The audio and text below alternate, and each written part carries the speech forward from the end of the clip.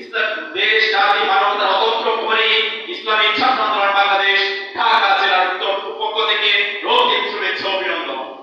সম্মানিত উপস্থিতি, আমরা জানি ইসলামী আন্দোলন বাংলাদেশ 1927 সালে প্রতিষ্ঠা হওয়ার পরে শাইখ রহমতুল্লাহ আলাইহি সর্বপ্রথম যে অঙ্গ সংগঠনটি প্রতিষ্ঠা করেছিলেন সেটা ছিল ইসলামী শাসকতন্ত্র ছাত্র আন্দোলন, যার বর্তমান নাম ইসলামী ছাত্র আন্দোলন বাংলাদেশ। আসলে তিনি আল্লাহর দূত ছিলেন, সেটা স্পষ্ট। স্কুল কলেজ না, কিন্তু তিনটা ধারা, তিনটা ভেরিয়েশন, তিনটা স্বতন্ত্র বৈশিষ্ট্য রয়েছে। যারা স্কুল কলেজ ইউনিভার্সিটিতে পড়ে তাদের শিক্ষা সেটা মূলত ইংরেজদের প্রশাসন চালানোর জন্য তারা তৈরি করেছিলেন ইসলাম এবং ধর্ম সমন্বয়, কিন্তু সেটা দেশের পরিচালনার জন্য, দেশের স্বাধীনতা রক্ষার জন্য আলেমদের একটা প্ল্যাটফর্ম ছিল। এই তিনটা ধারার তিনটা বৈশিষ্ট্য থাকার কারণে কওমি মাদ্রাসার স্টুডেন্টরা, ছাত্র শিক্ষকরা শুধুমাত্র থিওলজি, ধর্মবিজ্ঞানটাকে বেশি প্রাধান্য দিবে। স্কুল কলেজ ইউনিভার্সিটি শুধু বৈশ্বিক জ্ঞান, জৈবিক জ্ঞান, দুনিয়ার জ্ঞানটাকে প্রাধান্য দিবে। আলিয়া মাদ্রাসায় কম্বাইন করতে চাইলেও পায়নি।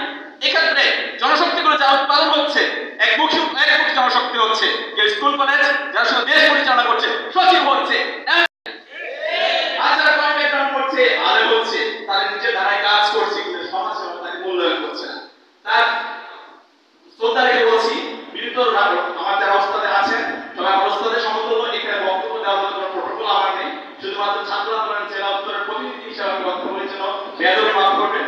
যারা বৈশ্বিক বাস্তবতা, আমেরিকার যে থিওলজি, ধর্ম এবং রাজনীতির পৃথকের কারণে আজকে একজন আলেমকে তার মসজিদের ময়দানে খুব ভালো সম্মান করে, সালাম দেয়, মানুষের প্রধানকে খুব সম্মান করে, দেশে, রাষ্ট্রে, সমাজে, আন্তর্জাতিকভাবে তার যে দেশ পরিচালনা, রাষ্ট্র পরিচালনার জন্য আমাদের আগে বক্তা বলেছেন সাংবাদিকরা মুখ পর্যন্ত দিতে পারে না। সর্বশেষ আলিয়া মাদ্রাসার অবস্থা আপনাদের জানা। এই জন্য এটা কম্বাইন শক্তি, আলিয়া, কওমিয়া এবং স্কুল কলেজ ইউনিভার্সিটিতে সবাই একসাথে থেকে যারা স্কুল কলেজে আছে তারা ধর্ম শিক্ষা করবে, আর যারা মাদ্রাসা পড়তে আছে তারা জেনারেল শিক্ষা করার জন্য ইসলামী ছাত্র আন্দোলন বাংলাদেশের একটা প্রতিষ্ঠান, একটি সংগঠন, স্বাধীনতা পরবর্তী জনশক্তি উৎপাদনে একটি সংগঠন তৈরি করেছে ইসলামী ছাত্র আন্দোলন বাংলাদেশ। তার এই ধারাবাহিকতা 33 বছর পর্যন্ত কাজ করে যাচ্ছে। আপনাদের চোখের সামনে তাদের কাজ দৃশ্যমান। আমাদের দোয়া করবেন আগামী গণঅভ্যুত্থান পরবর্তী বাংলাদেশ গঠনে আমাদের সর্বশক্তি বিনিয়োগ করে পরামর্শ করবে, তত্ত্বাবধানে যাতে বাংলাদেশ গঠনের সর্বোচ্চ চেষ্টা করি। আল্লাহ আমাদের সকলকে তৌফিক দান করেন। সুন্দর বক্তব্য পেশ করেছেন। আমাদের গর্ব ইসলামী ছাত্র আন্দোলন ঢাকা জেলা উত্তরের সম্মানিত সভাপতি মাহদিয়াতুল তাসলিম সুন্দর বক্তব্য পেশ করেছেন। আমরা ইতিমধ্যে লক্ষ্য করতে পেরেছি আমাদের মাঝে এসে উপস্থিত হয়েছেন আমাদের সকলের শ্রদ্ধাভাজন।